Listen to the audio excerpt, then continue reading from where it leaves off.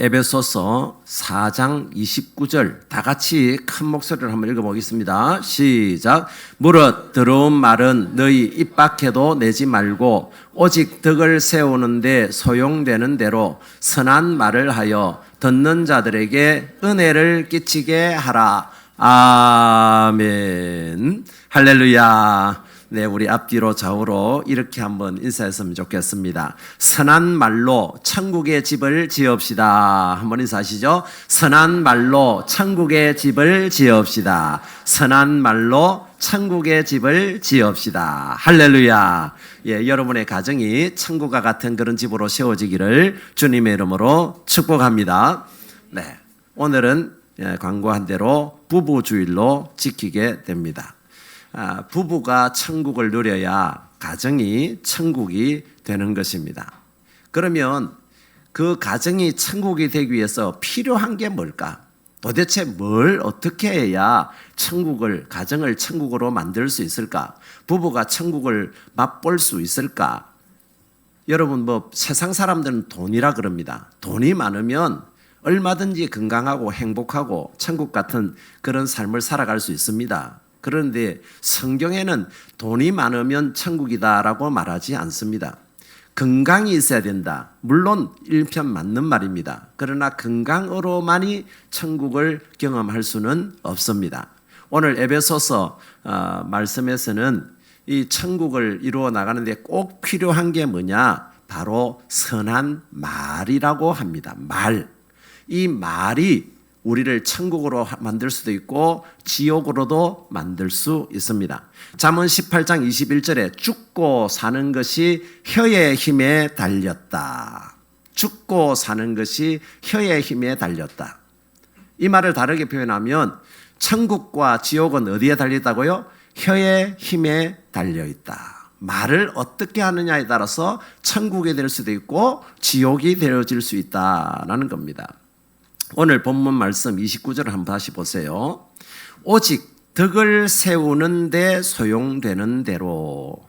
이 덕을 세우다라는 말이요, 헬라어 원어로 직역을 하면 집을 세우다라는 뜻입니다. 집을 세우다. 이 집은 무슨 집이겠습니까? 천국의 집을 짓는 거, 하나님 나라를 세우는 거, 가정을 작은 천국으로 만드는 것, 그걸 위해서는 어떻게 되는 겁니까? 덕을 세우는데 소용되는 대로 선한 말을 하여. 이 소용되는 대로 무슨 말입니까? 그 재료가 뭐냐 이 말입니다. 하나님 나라의 집을 세우는데 재료가 뭐냐? 선한 말을 해야 한다. 선한 말. 그러면 이 선하다라는 말이 뭘까? 우리 흔히 선하다, 좋다 하는 거는 토브라는 헬라어를 많이 쓰는데, 이 토브가 아니라 이 덕을 세우다 하는 말은 아가도스라는 단어는 무슨 의미냐? 물론 굿, 좋은 이런 의미, 기본적인 의미는 담겨 있습니다만은 구체적인 뜻이 있습니다. 좀 종교적인 단어이긴 한데, 구원하다, 하나님을 기쁘시게 하다. 그러니까 천국의 집을 짓는데 소용되는 재료가 뭐냐? 선한 말로 천국의 집을 짓는데, 그 선한 말은 뭐죠? 배우자를 구원하는 말, 하나님을 기쁘시게 하는 말. 이것이 결국 배우자를 천국으로 만들고 또 가정을 천국으로 만드는 핵심 재료다. 그렇게 오늘 바울은 에베소서를 통해서 말씀해 주고 있습니다. 우리는 5월 가정만이 달만 되면 늘 우리 하나님, 우리 가정을 천국 같은 가정으로 만들어 주세요. 늘 그렇게 기도하면서도 구체적으로 천국과 같은 가정을 이루는 그런 비결을 잘 배우지를 못합니다. 그래서 오늘 부부가 행복해야 가정이 행복하고, 부부가 천국이 돼야 가정이 천국이 된다라는 원리하에 어떻게 무슨 재료로 천국의 집을 지을 것인가? 뭐죠? 선한 말, 배우자를 구원하는 말, 하나님을 기쁘시게 하는 말, 이 말을 통해서 여러분의 가정이 천국의 집으로 세워지기를 주님의 이름으로 축복합니다. 그러면 그 천국과 같은 그런 가정을 세우는 선한 말은 무엇인가? 첫 번째는 배우자를 존귀히 여기는 말입니다. 배우자를 존귀히 여겨야 한다. 왜냐하면 이 배우자는요, 하나님의 형상, 하나님의 모양으로 지음받았다는 사실을 기억해야 됩니다. 배우자가 처음에 결혼하기 전에는 손 한 번 잡는 것도 막 그냥 찌릿찌릿하고 그러다가도 막 결혼해서 살다 보면 가장 편한 존재가 바로 배우자입니다. 너무 편하다 보니까 그 편안함이 뭐로 바뀌느냐? 무례함으로 바뀌어버립니다. 예의가 없어져 버립니다. 그리고 뭐 아무렇게나 대우합니다. 바깥에 나가서 스트레스 받은 것들 집에 들어오면 내가 받은 스트레스를 다 배우자를 감정 쓰레기통으로 만들어 버립니다. 내가 받은 스트레스 당신이 좀 받아가 그냥 상대방 배우자에게 그냥 다 던져 집어넣어 버립니다. 배우자는 감정의 쓰레기통밖에 안 돼요. 그러니까 부부가 늘 힘들고 어려워지는 것입니다. 우리는 종종 가까울수록 예의를 지키라라는 말을 종종 합니다. 왜 가까울수록 예의를 지켜야 하는가? 독일의 철학자 쇼펜하우어가 이런 말을 했습니다. 고슴도치, 이 고슴도치의 딜레마다. 고슴도치의 딜레마. 고슴도치의 딜레마라는 게 뭐냐면 이 고슴도치들이 뭐가 나 있습니까? 가시가 막 이렇게 나 있습니다. 근데 고슴도치도 겨울이 되면 어떻게 해야 되죠? 서로 부둥켜 안고 서로 같이 이렇게 좀 붙어야 온기가 전달이 됩니다. 근데 온기가 전달이 되려고 고슴도치가 가까이 가면 가까이 갈수록 어떻게 됩니까? 서로를 찌르게 됩니다.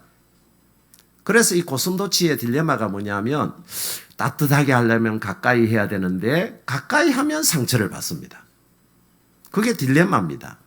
그래서 이 고슴도치가 따뜻하게도 하면서 상처를 받지 않는 방법이 뭐냐? 그게 적당한 거리를 두는 거예요. 서로 고슴도치의 그 가시가 서로 찌르지 않을 정도의 최대한 가까운 자리, 그걸 우리는 예의다라고 합니다. 예의. 가까울수록 예의를 지키라는 말이 부부가 되면 너무 편안한 나머지 그게 뭐로 바뀐다고요? 무례함으로 바뀐다는 거예요. 그 무례함이 뭐냐? 너무 가까이 하다 보니 자기 가시가 상대방을 찌르는 줄 몰라요. 그러니 상대방은 아파요. 그래서 고슴도치의 딜레마처럼 적당한 거리, 그게 뭐라고요? 바로 예의다라는 겁니다. 예의다.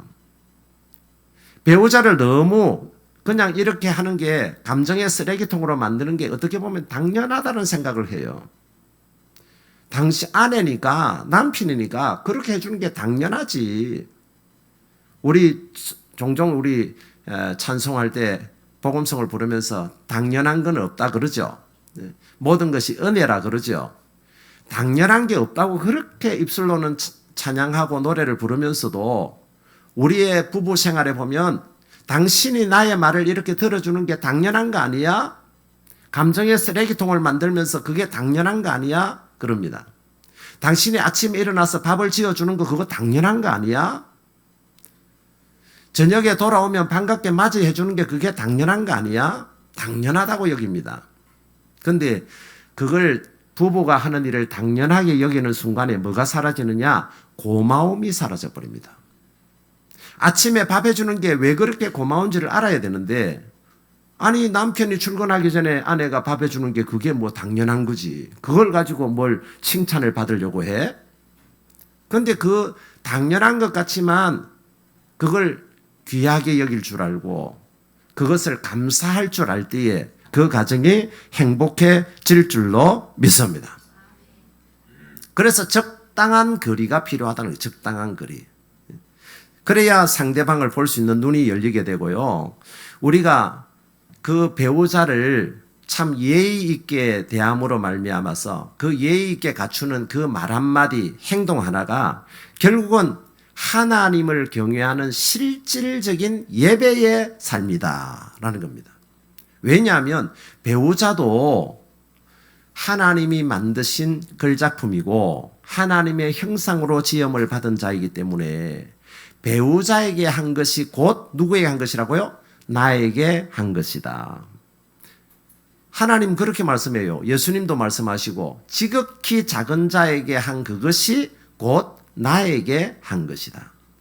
지극히 작은 자에게 한 것이 하나님께 한 것이라면 배우자에게 한 것 역시도 하나님에게 한 것이라는 거예요. 그래서 부부간에 서로 존귀 여기고 서로 귀하게 여기는 것은요, 이게 진짜 삶의 예배다라는 거예요. 예배다. 하나님을 만약에 배우자를 무시하면 하나님을 무시하는 것과 똑같다는 거예요. 배우자를 욕하면 하나님을 욕하는 것과 똑같다라는 거예요. 그래서 배우자를 존귀 여기고 서로 사랑하고 존귀 여기고 예의를 갖추는 이것이 진짜 우리의 삶의 예배다. 주일날 와서 그냥 1시간 앉아서 예배 드린다고 경건하게 앉아서 있는 그것만 예배가 아니라 집에 돌아갈 때에 차 안에서도 또 가정에서 살아갈 때에도 배우자에게 존귀 여기고 예의를 다하는 것, 이것이 진정한 삶의 예배다라는 거죠. 그러면 이 말을, 예의 있는 말, 존귀 여기는 말은 어떻게 가능한가? 상대방을 어떻게 인식하느냐에 따라서 언어는 달라지게 되어 있습니다. 예를 들어서 우리가 상대방이요, 굉장히 좀 나보다도 높은 사람이고 나보다도 훨씬 더 뛰어난 사람이고 막 대단한 사람 같으면요, 우리가 말이 함부로 안 나옵니다. 근데 우리는 보통 사람 어떻죠? 나보다 못 배우고 나보다 가난하고 나보다 뭐 육신적으로 힘도 적고 세상 사회적인 직분도 낮고 이러면요, 사람이 그냥 말이 함부로 나와요. 그렇죠? 그래서 어떤 이런 말을 합니다. 예를 들어서 결혼하기 전에 미혼자가 결혼할 사람을 만나는데 이런 사람은 절대 만나지 말라 하는 말이 있더라고요. 이런 사람은 절대 만나지 말아라. 처음 만났으니 뭐 연애도 얼마 안 해봤으니 그 사람이 어떤 사람인지 잘 모르잖아요. 살아봐야 알죠. 근데 이런 사람만큼은 절대 만나지 말아라.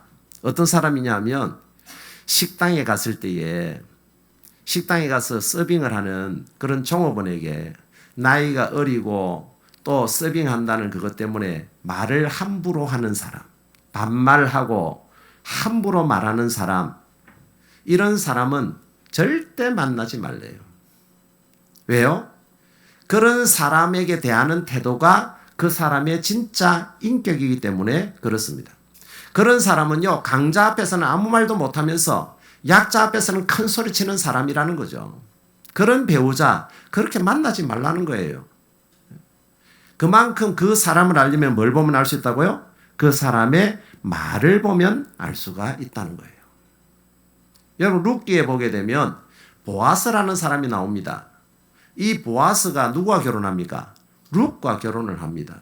룻은 어떤 사람이냐? 모압 여인입니다. 이방인은요, 신약 시대도 그랬는데 구약 시대의 이방인이라면 정말 개처럼 취급했습니다. 지나가는 똥개처럼 취급했어요. 이방인이라 그러면 함부로 욕을 냈습니다. 무시했습니다. 그럼에도 불구하고 보아스가 자기 밭에 이삭을 주우러 온 이 룻을 보고요, 뭐라 그럽니까? 하나님의 그 옷자락에 보호받기 위해서 온 너에게 내가 너에게 하나님께서 상을 베푸기를 원하노라. 하나님께서 네가 행한 일을 다 알고 계신다. 그렇게 말씀하면서요, 이 이방인 룻을 향해서 비천한 말로, 함부로 대하는 말로, 반말로 찌끄리지 않았습니다. 룻은 나이가 어렸습니다. 보아스는 아주 중년이었습니다. 나이 차이가 꽤나 많이 나는데도 불구하고, 그리고 이방인임에도 불구하고 그는 또 과부 아닙니까? 남편도 없습니다. 남편은 이미 죽었습니다. 또 그의 어머니 나오미도, 시어머니도 과부입니다. 시어머니와 며느리가 다 과부고 정말 출신으로 훔치면, 재력으로 치면 아무것도 아닌 정말 가장 비천하고 가장 못난 사람입니다. 그럼에도 불구하고 보아스는 어떻게 해요? 그 룻 한 사람을 보면서 인격적으로 대우했습니다. 말을 함부로 하지 않았어요. 무시하지 않았어요. 그렇게 함으로 말미암아 성경은 이 룻이 뭐가 되게 합니까? 다윗의 정조모가 되게 하십니다. 그리고 예수 그리스도의 조상의 반열 위에 당당히 올라서게 하십니다. 물론 룻이 잘할 수도 있겠지만 룻을 룻 되게 한 사람이 누구냐? 그의 남편 보아스다 이 말이에요. 그의 남편 보아스가 어떻게 했죠? 그의 아내를 결혼하기 전이었지만 이방인이라고 무시하고 비천하게 대하지 않았습니다. 예의 있는 말로 그를 품어주었습니다. 그런 말 한마디가 인생을 바꾸고 운명을 바꾸게 된 줄로 믿습니다. 그래서 우리가 배우자에게 존귀히 여기는 말을 해야 됩니다. 예의 있는 말을 해야 돼요. 두 번째는 배우자의 말에 공감하라는 것입니다. 이 공감하라는 이 말을 내가 설교를 준비하면서 제가 얼마나 가슴이 뜨끔뜨끔 거렸는지 모릅니다. 제 아내는 지금 저를 보고 당신이나 잘하세요 그럴 것 같아요.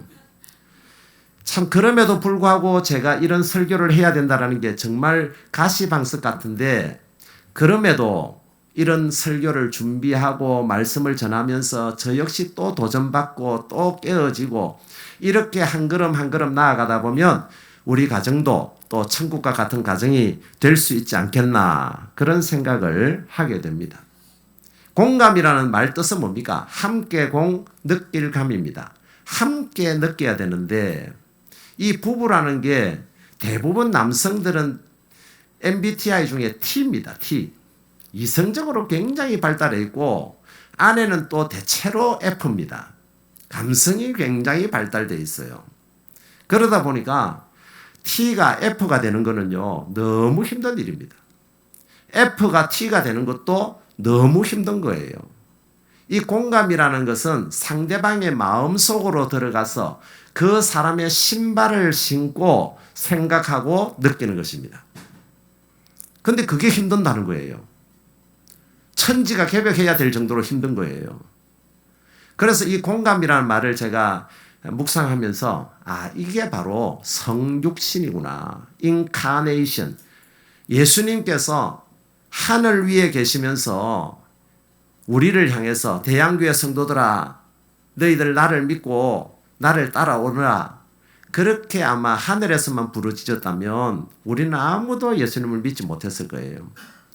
예수님은 이 땅에 가장 미천한 자의 모습으로, 가장 연약하고 가난한 자의 모습으로 이 땅에 오셨고, 가장 비참한 죽음을 죽으시면서 우리를 위해서 모든 것을 다 쏟아내셨기 때문에 우리는 예수님 때문에, 예수님 덕분에 구원을 얻었고 예수님 덕분에 천국의 백성이 되어진 줄로 믿습니다. 저는 그걸 공감이라고 표현하고 싶어요. 아내와 남편이 서로 공감하기 위해서는 뭘 해야 되느냐? 성육신을 해야 돼요. 성육신 하는 거 여러분, 그게 절대 쉬운 게 아니에요. 하늘 보좌 영광 다 버려야 돼요. 자기의 생각, 자기의 가치관, 자기의 지식 다 버려야 돼요. 상대방 마음속으로 걸어 들어가야 돼요. 상대방의 신발을 신고 살아야 돼요. 그럴 때 비로소 공감이 되고 부부가 천국과 같은 그런 행복한 부부가 되어질 줄로 믿습니다. 이 상대방 배우자가요, 배우자를 존귀 여겨야 하지만 사실은 배우자가 하나님이 만드신 하나님의 형상으로 지원받았다 하지만 죄를 짓고 에덴 동산에서 쫓겨난 우리의 모습은요, 사실은 완전하지 않아요. 불완전하고 결핍과 상처가 너무 많아요. 그런 사람을 공감한다라는 게, 이게 특히 남편들이 아내를 공감한다는 게 이게 너무 힘든 일이죠. 아내는 결핍과 상처를 가지고 남편에게 폭탄을 투하합니다. 이 폭탄을 투하할 때에 남편이 그것을 잘 받아서 그 폭탄이 터지지 않도록 불발탄으로 만드는 게, 이게 중요한데 이게 잘 안 되는 거예요. T가 F로 못 가는 거예요. 성육신이 안 되는 거예요. 성육신 하는 거는 정말 자기가 죽는 것보다 힘든 거예요. 그런 상황 속에서 지금 아내가 폭탄을 터뜨리는 거는 뭐냐면, 나 지금 너무 힘들어. 나 좀 인정해줘. 내 마음과 같이 좀 같은 생각으로 같은 입장에서 말 좀 해줘.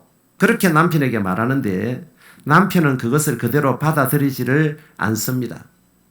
오히려 공감하기보다는 답을 주기를 원합니다. 그래서 내가 그렇게 하지 말라고 했잖아 이럽니다. 그렇게 하지 말라고 했잖아.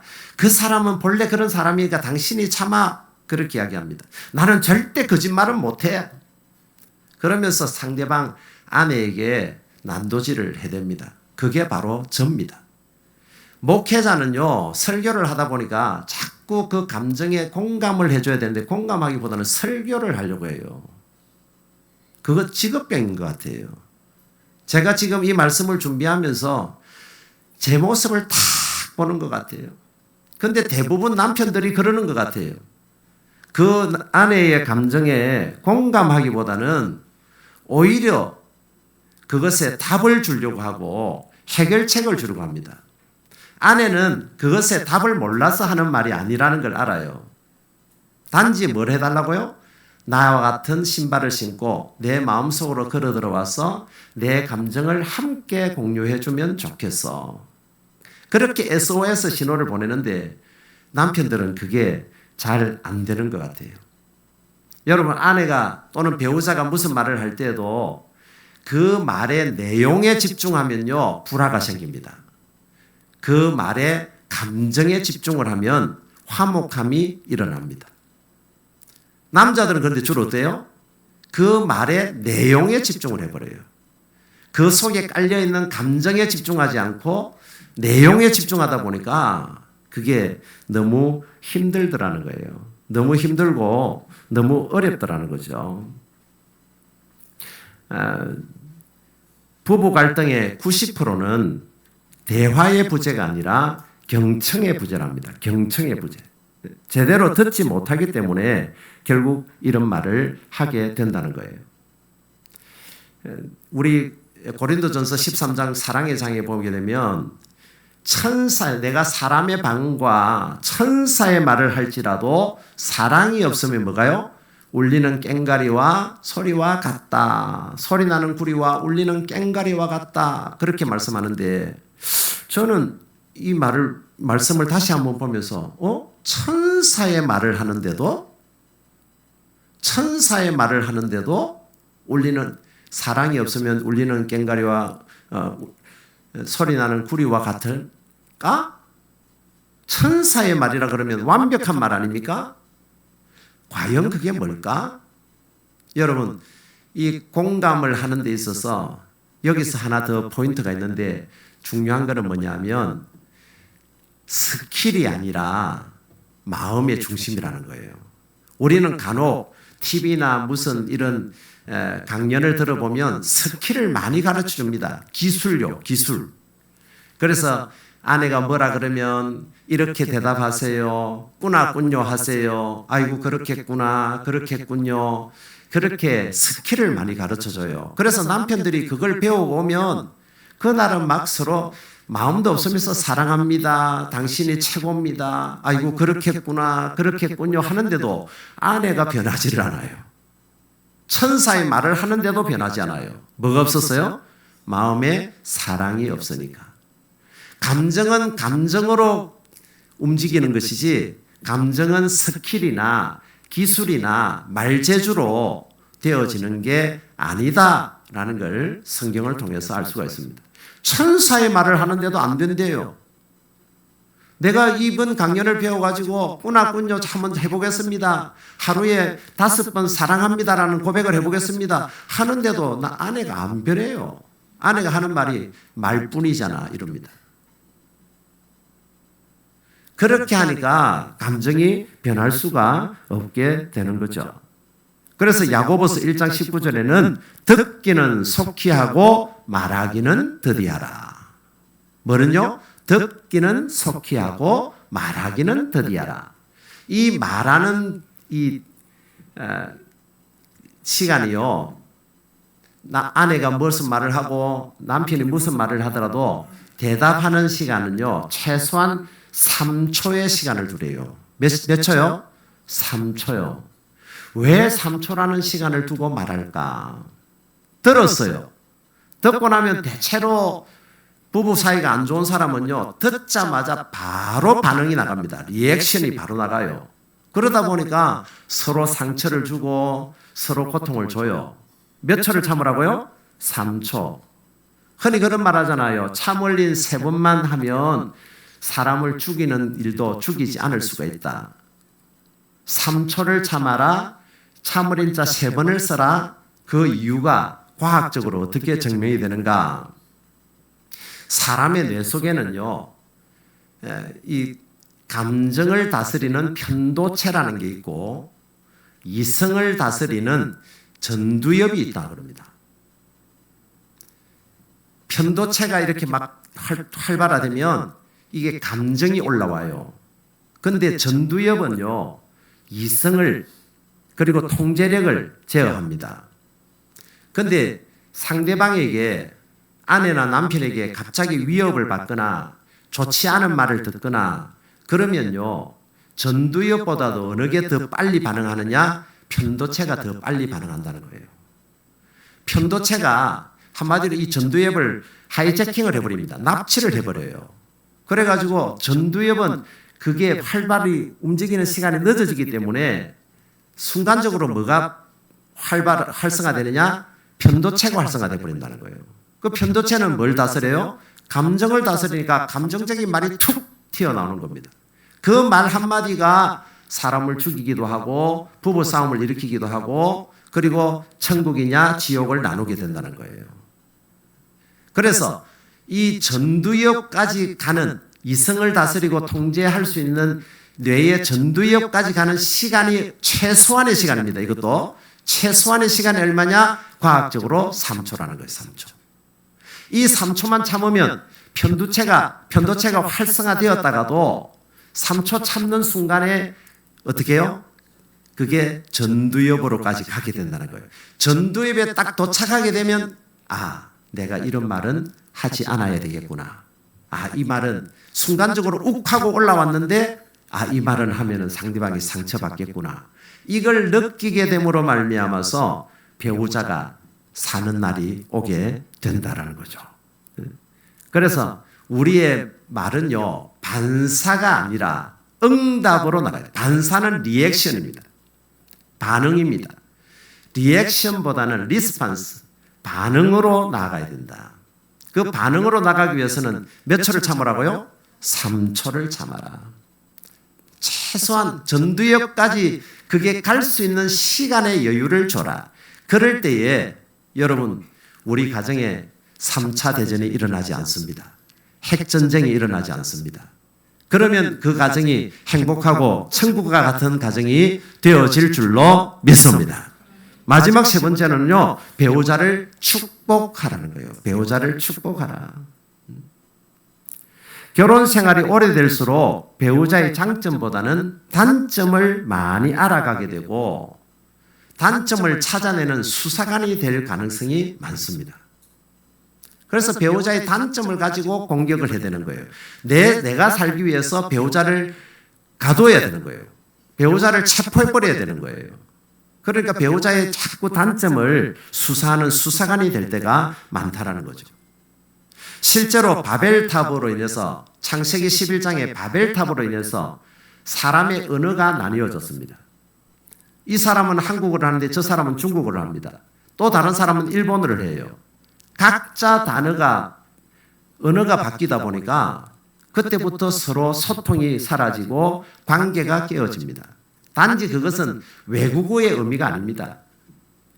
외국어라면 얼마든지 통역을 통해서도 서로가 소통할 수 있어요. 그런데 단지 이것은 언어가 달라졌다라는 것은 외국어로 말한다는 그런 의미가 아니라 서로의 마음을 이해하고 소통할 수 있는, 서로의 말을 경청할 수 있는 그런 말로 변화되어야 된다. 그렇게 변화된 게 뭐냐? 그게 바로 우리 다음 주일에 우리 성령 강림 주일입니다만은 성령님이 강림하실 때에 방언의 역사가 일어났습니다. 바벨탑의 저주가 끊어지고 회복되는 그런 날이 바로 성령 강림 주일입니다. 성령님이 임하니까 그 사람들이 방언으로 기도를 하는데 세상에 16개 나라의 말로 막 그냥 자동 통역이 되어서 그냥 기도를 하는 것입니다. 이렇게 자동 통역이 되니까 서로가 교통하고 소통할 수 있는 그런 상태로 가더라는 거예요.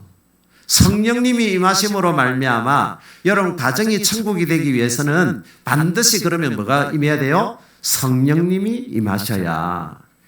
여러분 아내를 또 배우자를 종기 여길 수도 있고 배우자를 공감할 수 있고 이 모든 것들이 누구로 말미암아서요? 성령님으로 인해서 가능해진다. 그러니 예배에서 승리하고 기도에서 승리하고 우리가 찬양에서 승리해야 성령님이 임하셔야 우리 가정이 천국이 되어질 수 있다는 거예요. 그래서 그렇게 되면 어떻게 됩니까? 이제는 배우자를 우리가 축복할 수 있는 단계. 비판의 가시를 뽑고 축복의 씨앗을 심는 그런 부부가 되어지더라 이 말이죠. 우리 성경에 보게 되면 다윗이 법궤를 이제 다윗성으로 옮기면서요. 그게 얼마나 기뻤는지, 얼마나 감동이 됐는지.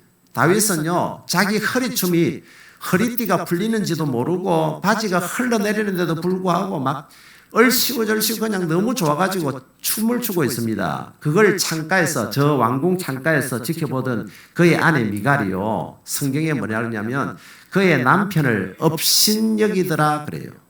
아유, 왕이 채통이 있지. 왕이 채통이 있지. 그 국민들이 보고 백성들이 보고 있는데 저렇게 바지가 흘러내리는 것도 모르고 저렇게 춤을 추고 있나? 여러분, 이 지금 미갈은 자기 배우자를 향해서 비판의 가시를 가지고 막 쏘고 있습니다. 이런 비판의 가시를 쏘는 이유는 뭐냐? 성령 충만을 못 받아서 그래요. 하나님의 말씀의 은혜를 못 받아서 그래요. 그래서 성경은 그 이후로 미갈에게는 자식이 없었더라. 하나님께서 그 미갈에게요, 당시에 구약에서는 가장 큰 징벌, 저주가 바로 자식이 없는 겁니다. 자식을 주지 않아요. 대를 잇지 못하도록 만들어버려요. 그만큼 배우자를 가시로만 찌르고 살면 그 가정은 지옥이 될 수밖에 없습니다. 비록 배우자가 좀 자기 눈에 맞지 않는다 할지라도 자기 가시를 뽑고 축복의 은으로 우리가 심는, 축복의 씨앗을 심는 그런 부부가 되면 하나님 나라가 회복되어질 줄로 믿습니다. 비판은 배우자를 바꾸지 못합니다. 격려와 칭찬만이 사람을 변화시킨다고 합니다. 여러분, 하버드 대학에서 실제 실험을 했습니다. 인간은 비판이 아니라 기대를 먹고 자란다. 이 말을 실제 입증을 했는데 어느 한 학교에요, 학생 반에게 그렇게 말했습니다. 교사에게 이 반에는 지능지수가 굉장히 높은 우수한 학생들이 이 반을 지금 차지하고 있습니다. 교사에게 거짓 정보를 알린 거예요. 우리 대한교회는 IQ가 최소 130입니다. 130에서 160까지 모여있는 우리 교회가 대한교회입니다. 막 이렇게 알린 거예요. 그러니 그 중에 좀 성적이 안 나오고 그런 사람이 있어도 선생님은 어떤 정보를 받았냐면 이 반은 똑똑한 애들만 모였어.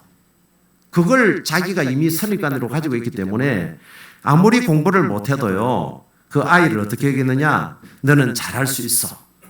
너는 할 수 있어. 너는 머리가 대단한 아이야. 너는 정말 탁월한 아이야. 계속해서 이런 말을 하는 거예요. 왜냐하면 자기가 그 정보를 들었어요. 거짓 정보지만 이 반은 아이들이 특별한 우수한 학생들로만 모아놨습니다. 그렇기 때문에 네가 공부를 안 해서 그렇지 공부만 하면 너는 얼마든지 잘할 수 있어. 계속해서 축복의 씨앗을 심은 거예요. 만약에 이 반은 IQ가 100 이하의 아이들만 모였습니다 하면 네가 머리가 나쁘니까 그렇지. 머리도 나쁜 게 공부도 안 하니까 그렇지. 계속 비판했을 텐데 거짓 정보를 알린 거예요. 뭐요? 이 반 아이들은 굉장한 우수한 학생들로만 모였습니다. 그러니 좋은 말로 하는 거예요. 그랬더니 여러분 놀랍게도 그 아이들이요, 그냥 보통 평범한 반이었는데도 불구하고 학습 성취도가 굉장히 늘어났다는 거예요. 이게 뭐죠? 우리가 비판의 가시를 뽑아버려야 돼요. 비판의 가시를 뽑고 이 사람, 내 배우자는 하나님의 형상으로 지음받은 존귀한 자다. 이런 사실을 가지고 배우자를 향해서 비록 내 마음에 들지 않아도 비판하기보다는 축복의 씨앗을 심게 되면 여러분, 배우자가 보통 그냥 평범한 학생이 그 축복의 씨앗을 심었더니 그렇게 새로워지는 것처럼 내 남편, 내 아내도요, 사실은 평범한 사람이에요. 평범한 사람이지만 하나님은 분명히 우리를 말씀하셨어요. 이 너희 배우자는 나의 형상, 나의 모양으로 지음받은 존귀한 자고 걸작품이란다. 이 사실을 믿고 우리가 축복의 씨앗을 심다 보면 우리 배우자가 정말 새롭게 변화되는 그런 날이 오게 될 줄로 믿습니다. 그리 될 때에 가정이 천국이 되고 가정에 기쁨이 넘치고 부부가 행복하면 자녀는 자연스럽게 천국과 같은 가정에서 가장 좋은 환경 속에서 자라서 또 그 자녀들이 천국과 같은 가정을 이루고 그리고 그 사람들이 모여서 천국과 같은 교회를 만들어 나갈 줄로 믿습니다. 기도드리겠습니다.